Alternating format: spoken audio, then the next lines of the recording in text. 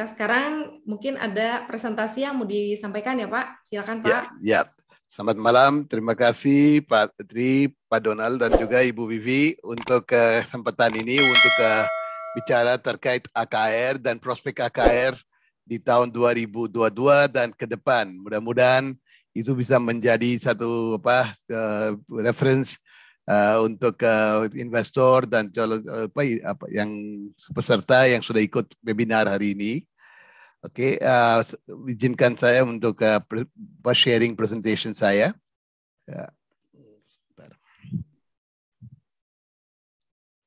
Sebentar ya, Bu.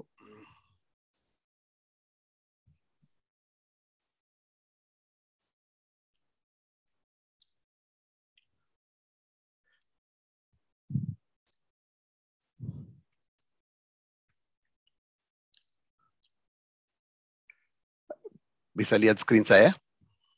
Sudah Pak, aman Pak. Oke, terima kasih.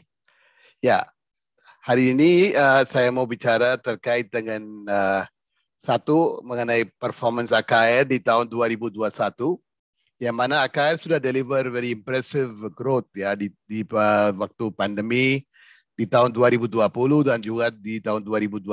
Mungkin di earlier presentation had mentioned regarding gimana AKR Koperindo sebagai perusahaan tetap bisa operate even during the pandemic. Ikut di company-company yang mungkin masuk di essential sector untuk distribution of petroleum and chemical product. Dan juga saya mau update sedikit mengenai outlook-nya untuk tahun 2022 dan ke depan gimana. So basically sebagai perusahaan, AKR sudah ada di Indonesia udah 61 tahun. Perusahaan ini mulai dari Surabaya sebagai perusahaan untuk distribusi kimia itu dengan Pak Sugiarto Adhikusmo, Pak Ayania, Pak Haryono Adhikusmo yang mulai perusahaan ini di tahun 1960. Dan di 60 lebih tahun di Indonesia, AKR terus melayani semua konsumen di Indonesia dan juga bantu untuk efficient supply chain dan logistik, yang mana semua konsumen kita di Indonesia dari Sumatera sampai ke Papua bisa dapat semua barang-barang seperti bahan kimia dan juga petroleum product secara efisien dan juga dengan harga yang kompetitif. Sebagai perusahaan, AKR sudah ada track record yang luar biasa. Kalau bicara mengenai pertumbuhan dalam waktu 15-16 tahun yang terakhir, itu selalu double digit. Actually dalam 2 tahun, 3 tahun yang ini, growth-nya profit sudah lebih dari 20%. Tapi kalau lihat long term-nya, mulai dari tahun 2015 sampai 2021, growth-nya 12%. Kalau lihat dari 2005 juga, growth-nya AKR di growth-nya itu lumayan di double digit. AKR sebagai perusahaan juga punya management team yang sudah komitmen dan juga kuat dan juga punya experience di business trading and distribution dan juga hadapi semua aspek-aspek ESG dan komitmen untuk kuatin terhadap ESG. Pak Sugiarto Adhikusmo, beliau yang di tengah, beliau adalah Presiden Komisaris dan pendiri perusahaan. Kita punya komisaris independen dan juga ada direksi linear yang sudah kerjasama dengan AKR lebih dari 15 tahun. So very committed and experienced team of management professional yang juga lihat semua risiko-risiko bisnis, tapi very entrepreneurial. Dia selalu cari new business line yang mana AKR sebagai perusahaan bisa masuk dan juga deliver stakeholder value. So basically kalau bicara mengenai perusahaan ini, mulai dari distribution basic chemical dan fuel, AKR mulai tadi saya bilang dari chemical basic chemical ya atau kimia dasar di tahun 1960. Tapi waktu kita dapat opportunity to enter petroleum distribution di tahun 2005, AKR menjadi perusahaan swasta yang pertama di Indonesia yang masuk ke bisnisnya trading and distribution of petroleum product. Sekarang AKR dalam waktu 16 tahun sudah menjadi mungkin yang perusahaan termuka di bisnisnya trading and distribution of petroleum product. dan B2B menjadi satu bisnis ya dalam waktu 5 tahun, 10 tahun yang lalu itu yang contribution maximum amount of profit. Tapi sekarang AKR juga udah mulai transformasi dengan masuk ke bisnisnya seperti SPBU retail, nanti ke outdoor, juga kita mulai bisnisnya untuk pelumas, lubricant. Dan dalam 6-7 tahun yang terakhir, kerjasama dengan Pelindo 3, kita sudah masuk ke kawasan industri terintegrasi. So basically perusahaan ini selalu lihat opportunity for growth. In the meanwhile, we keep reshuffling our portfolio juga. Mana kita lebih relevant dan juga bisa deliver double digit or very superior growth to our stakeholders. Kalau bicara mengenai perusahaan ini, sejak tahun pandemi ya, kalau saya bicara mengenai pertumbuhan profit growth-nya AKR, profit growth per September 2021, AKR profitnya sudah grow 30% banding dengan period yang sama di tahun 2020. Mungkin di zamannya pandemik ya, seperti di tahun 2020 juga AKR profitnya sudah grow 30% for the full year 2020. Zamannya COVID dan pandemik ya, banyak perusahaan mengalami banyak isu ya terkait dengan operation dan juga bisnis. Tapi AKR masuk di bisnisnya kimia dasar atau BBM yang butuh sehari-hari. Untuk ini ya AKR kalau bisa lihat ya profit growth-nya lumayan dan luar biasa ya di tahun 2020 dan juga 2021. Kalau saya lihat first look number-nya tahun 2021 ya angka-angka saya terima dari anak perusahaan, tetap AKR growth-nya di full year will surely be in the region of 18 to 20% growth. That's a very credible achievement. Dan di kuartal 4 juga performance AKR di atas ekspektasi kita. Nanti saya ceritakan mana bisnisnya setiap segmen gimana. Sementara sekarang kontribusi dari trading and distribution menjadi 76% dari laba kotor AKR. Tapi bisnisnya kawasan industri JP itu juga mulai contribute lebih dari 19% ke profitnya AKR. So you can now see that the new business yang seperti trading kawasan industri sudah contribute meaningfully to the gross profit growth of AKR. So bukan cuma trading and distribution doang. Juga ada bisnisnya seperti logistik dan ada third party logistik juga. Sebagai perusahaan, kita selalu lihat kunci adalah gimana we can deliver a very superior stakeholder return.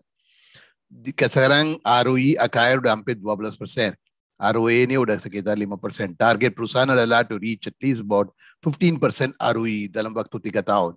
Dan ROA juga lebih dari 7%. So we can efficiently use our capital dan juga bisnisnya going forward. Kalau lihat AKR punya balance sheet, sangat kuat ya. Misalnya net gearing AKR dalam 5 tahun yang terakhir turun terus. Sekarang per September 2021 AKR punya hutang cuma 0,15 kali. Dari balance sheetnya 22 triliun. Jumlah pinjaman atau liability to the bank and others cuma 6 triliun. So basically AKR has a very very strong balance sheet. Dan juga sebagai perusahaan, semua orangnya ukur adalah does the company make cash or not? Cuman kalau company ini keep burning cash, itu beda. Kalau AKR sebagai perusahaan generates a very good operating cash flow. Kalau bisa lihat ini per 2021, net cash from operating activity udah 1,26 triliun rupiah. Dengan net gearing juga turun terus, kita udah bayar hutang-hutang ke bank dan semuanya. Kita lihat perusahaan punya financial ratios very very healthy. Dengan current ratio-nya lebih dari 1,41 kali, cash ratio-nya 21%, dan juga inventory turnover close to about 9.6 times. So basically the company has a strong balance sheet, and also now I explained to you the growth of the company in the year 2021 dan depan. Sebagai satu lagi patokan sekarang adalah semua investor mau lihat juga komitmen perusahaan untuk ESG. Sebagai perusahaan, AKR selalu fokus untuk 7 faktornya di Sustainable Development Goal dari United Nations. Satu adalah gimana bisa contribute untuk affordable and clean energy. Yang kedua, gimana kita bisa bangun industri dan infrastruktur yang bisa dukung untuk semua aspeknya supply chain, nomor 9. Dan juga lakukan berapa action untuk climate action, termasuk sekarang kita mau lihat renewable energy dan lainnya, nanti saya ceritakan. Kalau untuk karyawan dan juga semua stakeholder AKR, kita selalu lihat gimana bisa contribute untuk education, health dan semuanya. Itu adalah satu aspek untuk CSR. That all the employees of AKR have an equal right untuk gender equality juga. So kita fokus mainly on these 7 SDG. Dan I would like to inform, AKR sebagai perusahaan sudah mulai publish sustainability report sejak tahun 2013. Baru 2021 itu adalah compulsory untuk semua listed company untuk publish ESG report. Tapi sejak tahun 2013, kita sudah publish sustainability report and very much a commitment dari BOD untuk implement semua aspeknya ESG, mainly on health, safety, reduction in carbon emission, dan juga business etika and integrity. I would like to inform that AKR sudah masuk di beberapa indeks ya, especially in the ESG index. Baru Desember ya kita sudah masuk ke Sri Kahati Index. Dan juga AKR sekarang sudah masuk di ESG IDX Leader Index.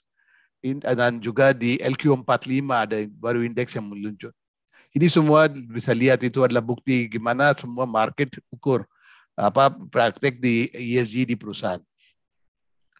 Sekarang saya mau bicara mengenai bisnisnya AKR di tahun 2021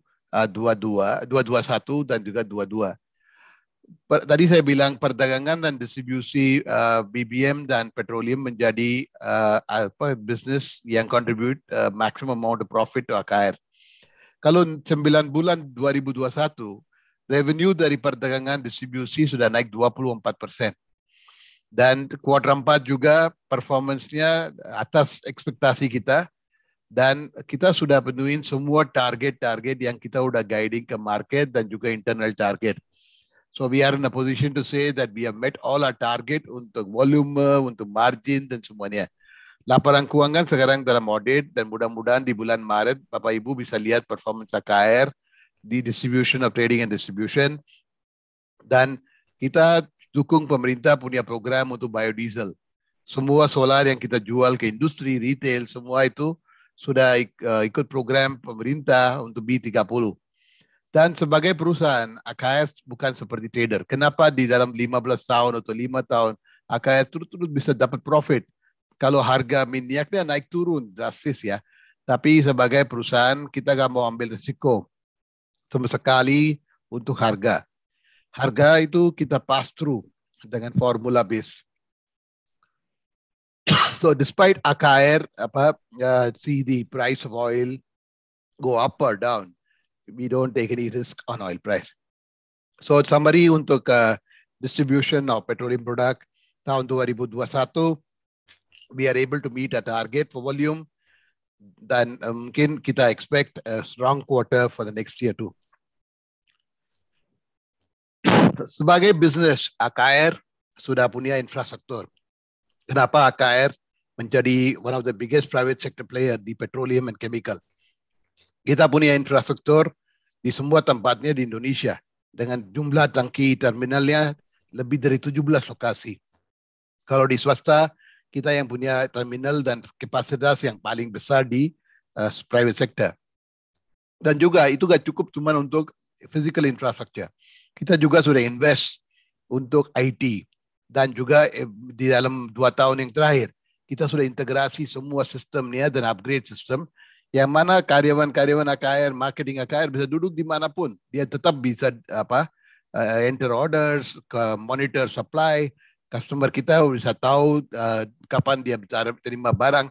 So we play a very important part in terms of investing in information technology and integrating it with our ordering and control system. So this is a very big part of our AKR operation. Yang mana selain dari hard asset, kita juga punya IT yang bisa tracking semua truk-truk yang ada di manapun, kapal-kapal yang mana dia ada, termasuk di retail. Sampai kita bisa tracking setiap liter yang kita jual di setiap retail outlet Dan inventory kita bisa tracking di semua tempatnya di Indonesia sampai itu setiap tangkinya ada berapa. So we've invested, in terms of information technology yang bantu operation. That's why even during the pandemic, tadi saya bilang profit growth-nya bisa 20% lebih. And going forward, this will be a very important part of our operation. Kalau bicara mengenai kimia dasar, itu adalah satu lagi bisnis yang sudah perform luar biasa di tahun 2021. Kalau kita lihat yang revenue di 9 bulan sudah naik 22% banding dengan period yang sama tahun lalu. Tadi saya bilang petroleum juga naik lebih dari 20%. Revenue dari kimia dasar juga naik lebih dari 22%. Dan end of the year, my expectation itu bisa lebih dari 25%. Kenapa itu bisa growth-nya luar biasa seperti ini, strong growth? Kalau lihat di Indonesia sekarang di 2021, banyak manufacturing sudah mulai operation dan the demand for basic chemical has gone up significantly di semua customer, termasuk home care, termasuk rayon, dan juga general market. Tapi satu area yang juga kita lihat good growth is in smelter. Seperti kita tahu sekarang Indonesian government also putting a lot of effort to promote smelter di Indonesia.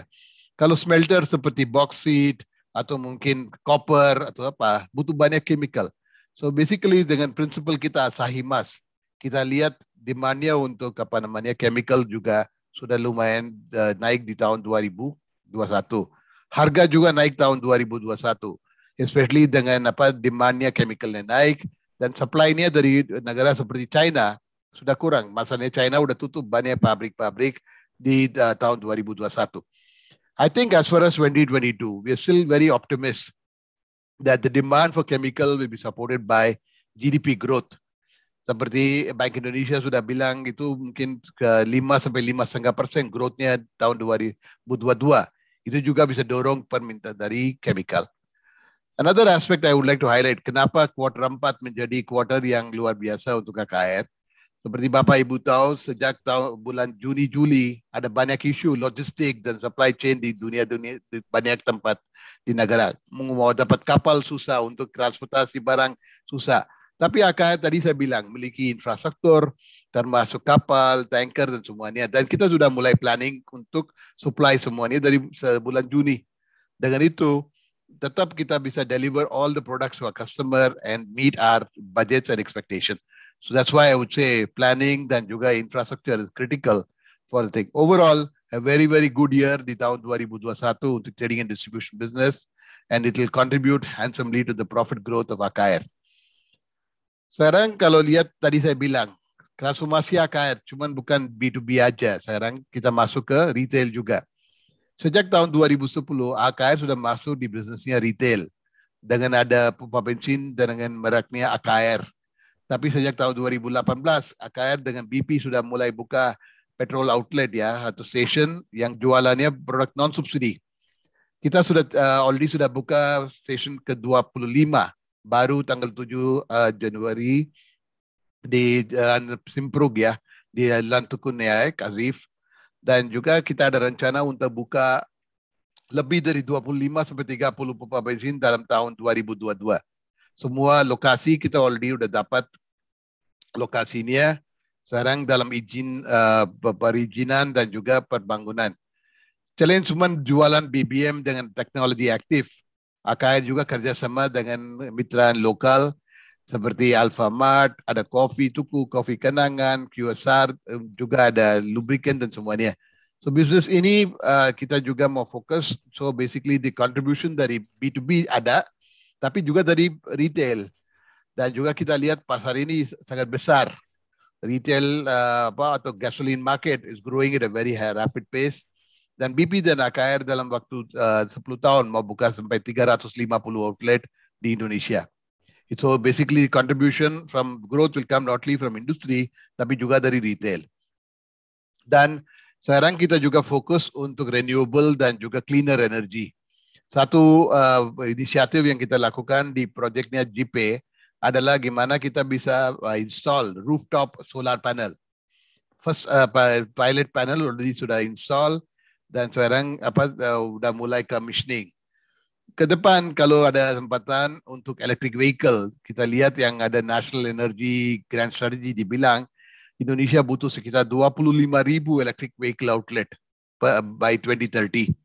So AKR dengan BP juga siap untuk masuk ke bisnis segmen ini di SPBU AKR dan SPBU BP dan mitra kita sudah punya teknologi dan itu juga bisa menjadi satu area for us to contribute on the cleaner energy. Both area, renewable dari solar dan juga participate in the electric charging and other outlets. Saya sekarang mau update sedikit mengenai apa yang terjadi di kawasan ekonomi khusus. In my last presentation, I mentioned kawasan ekonomi khusus yang status yang kita dapat di bulan Juni itu very big achievement for JP dan juga sekarang kita sudah already progress quite well ya in terms of administrator dan semuanya. Sekarang project JP sudah menjadi satu project strategik nasional dan dengan lokasi yang strategis dan integrasi antara pelabuhan, kawasan industri, utility dan semuanya, kita pikir itu sudah jadi satu kunci untuk tarik investasi dan juga banyak interest dari investor. Dan juga tadi saya bilang kita mungkin fokus untuk cleaner energy. So semua di JP kita fokus untuk pakai gas alam ya sebagai energi utama. Kita nggak pakai batu bara di JP, yang semua power plant yang di JP dan konsumen di JP kita selalu pakai clean energy. Dan juga sekarang sudah mulai penggunaan energi surya juga.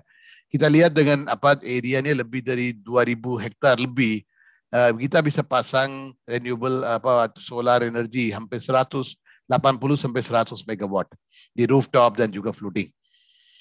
Sebagai project ini, just to give you an idea and also refresh your mind, project ini ada 3 aspek. Satu adalah pelabuhan dengan dalamannya minus 14 meter ini dengan jumlah area ini 400 hektar.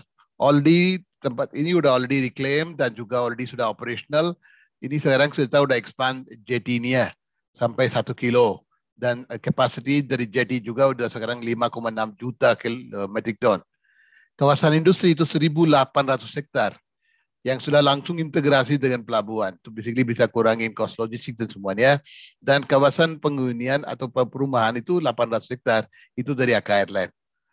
Sekarang status adalah kita sudah bangun stage 1, 800 hektar, dan already sudah jual atau alokasi lebih dari 350 hektar ke proyek seperti Freeport dan juga ada 16 perusahaan lainnya yang sudah masuk.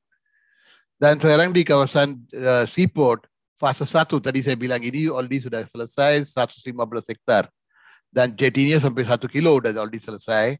Dan sekarang kita sudah tanda tangan kontrak dengan Freeport untuk lahan untuk smelter project dan juga untuk jetty khusus untuk dia. So basically ini semua sudah ada perkembangan baru dan fase 1 untuk utilitas dan itu sudah mulai already selesai.